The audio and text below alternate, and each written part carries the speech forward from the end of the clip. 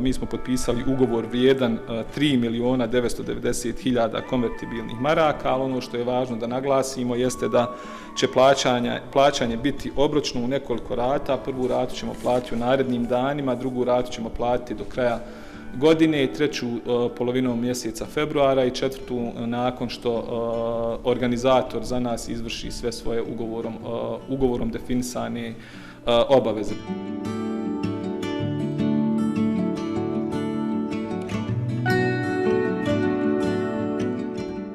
Kada je interes privrednika u pitanju, mi smo se zbog toga i ponudili da organizujemo, znači i da platimo troškove organizacije nastupa na Expo-u, da nije bilo njihovog interesa, odnosno njihovog žaljenja zašto to država Bosna i Hercegovina nije uradila, mi to ne bi ni radili. Interes postoji od prvog dana kada je objavljeno da država Bosna i Hercegovina neće nastupiti na Expo-u i mi smo samo isključivo zbog interesa privrednika platili ove troškove.